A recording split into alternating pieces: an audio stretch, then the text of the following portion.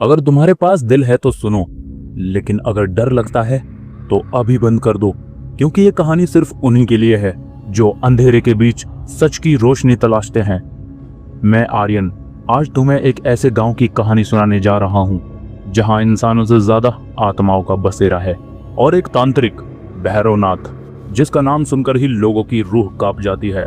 लेकिन आगे बढ़ने से पहले अगर आपने अभी तक चैनल को सब्सक्राइब नहीं किया है तो जल्दी से कर लीजिए और वीडियो पर एक प्यारा सा लाइक कर दीजिए, क्योंकि आपका एक लाइक हमें मोटिवेट करता है आपको भयानक तरह से डराने के लिए।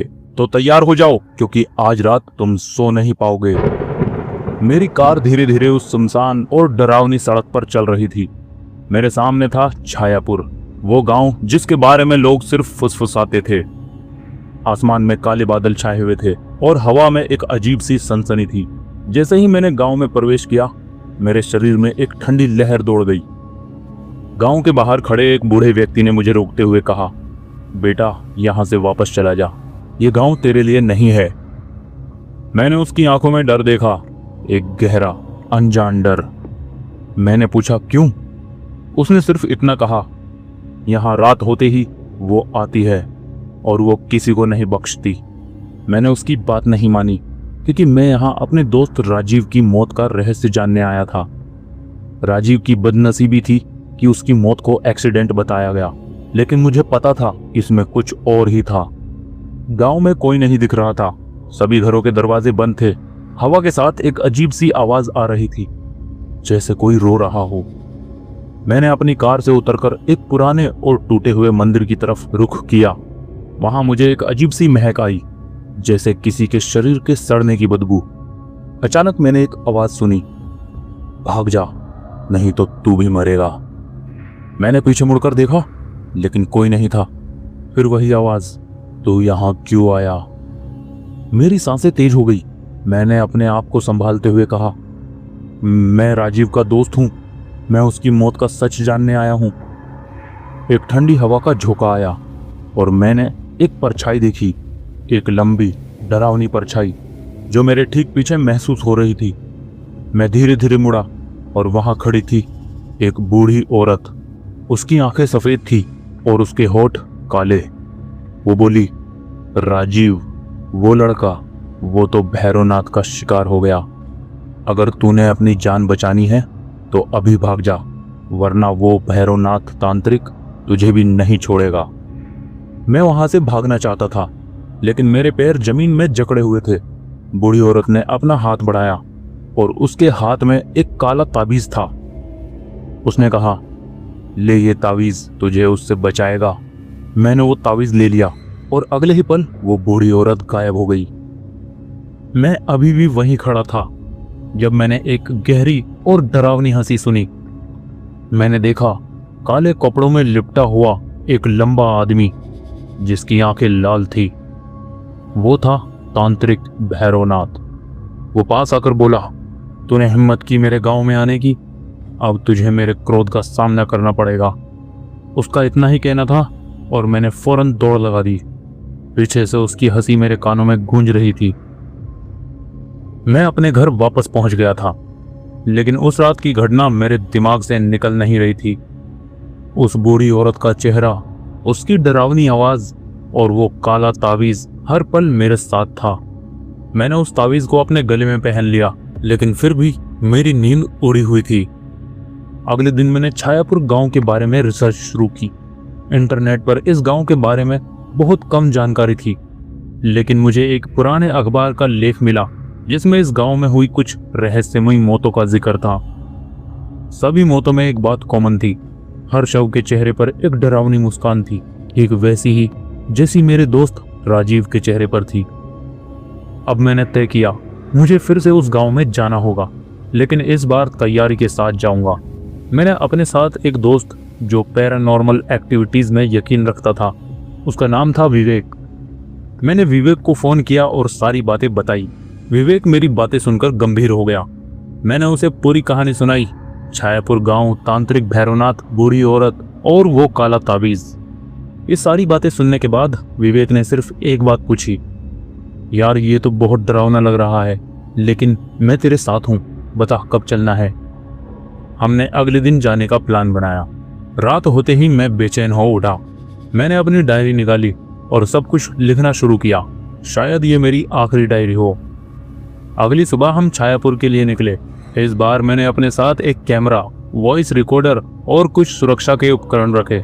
विवेक ने अपने साथ रिलेटिव चीजें भी रखी थी, जैसे हनुमान चालीसा, एक छोटी तलवार और कुछ मंत्रों की किताबें। गांव में प्रवेश करते ही हमें वही डरावना माहौल महसूस हुआ। हवा ठंडी थी और चारों तरफ सन्नाटा था। हम सीधे उस पुराने मंदिर की ओर बढ़े जहां मैंने पिछली बार उस बूढ़ी औरत को देखा था। वहां पहुंचते ही विवेक ने कहा, यहाँ तो बहुत ज्यादा नेगेटिव एनर्जी है यार। उसने अपने ईएमएफ मीटर को देखते हुए कहा, कुछ तो है यहाँ। हमने मंदिर के अंदर जाने का फैसला किया।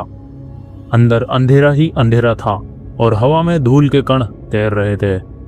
मंदिर के बीचों बीच एक बड़ी सी मूर्ति थी जो शायद किसी देवी की लग रही थी, लेकिन उसका चेहरा डरावना था, आंखें फटी हुई और मुंह खुला हुआ। विवेक ने चिल्लाकर कहा, देखो वहां। मैंने देखा, मंदिर के एक कोने में एक पुराना ताबूत रखा हुआ था। हम धीरे धीरे उसके पास पहुंचे। ताबूत बंद था, लेकिन उसके ऊपर कुछ अजीब से निशान बने हुए थे। मैंने पूछा, इसे खोलते हैं यार? विवेक ने हाँ में सर हिलाया, लेकिन सावधानी से। हमने ताबूत का ढक्कन खोला और अंदर था एक सूखा हुआ शव। उसके चेहरे पर वही डरावनी मुस्कान थी और उसके गले में एक काला तावीज था, ठीक वैसा ही जैसे मेरे पास था। मैं घबरा गया, ये क्या है? तभी हमें एक आवाज सुनाई दी। वही बूढ़ी औरत, वो मंदिर के दरवाजे पर खड़ी थी। वो बोली, तुम लोग यहाँ क्यों आए हो? उसने ये डरावनी आवाज में पूछा। मैंने जवाब दिया, हमें सच जानना है। वो बोली, सच जानना है? तो सुनो, ये ताबूत भैरवनाथ का पहला शिकार है। एक लड़का जिसने उसका रहस्य जानने की कोशिश की थी। भैरवनाथ उसकी आत्मा को कैद करके यहाँ रखता है। विवेक ने पूछा, लेकिन ऐसा क्यों? बूढ़ी औरत ने बताया, भैरवनाथ एक शक्तिशाली तांत्रिक है और वो अमर होना चाहता है। इसके लिए वो नौजवान लोगों की आत्माओं को कैद करता है, उनकी आत्माओं की शक्ति इस्तेमाल करता है। राजीव भी उसी का शिकार हुआ था। तेरा भाई था ना वो? विवेक ने पूछा, तुम कौन हो? वो बोली, मैं भैरवनाथ की पत्नी थी, लेकिन जब मैंने उसके काले जादू के बारे में जाना तो उसने मुझे भी मार डाला। अब मैं इस गांव में भटकती हूँ और लोगों को उससे बचाने की कोशिश करती हूँ। तभी हवा में तेज ठंडक आई और दरवाजे पर एक लंबी परछाई दिखाई दी। भैरवनाथ वहां खड़ा था। उसने गुस्से में कहा, तुम फिर आ गए और तुम मेरी पत्नी की बातें सुन रहे हो? तुम सब मरने को तैयार हो जाओ।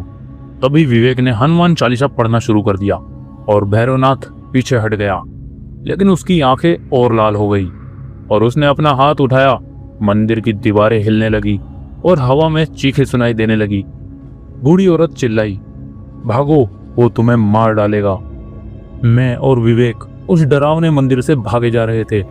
पीछे से भैरवनाथ की हंसी और चीखें हमारे कानों में गूंज रही थी और पेड़ों की शाखाएं हमारी ओर बढ़ती हुई सी दिखी, जैसे वो हमें पकड़ना चाहती हो।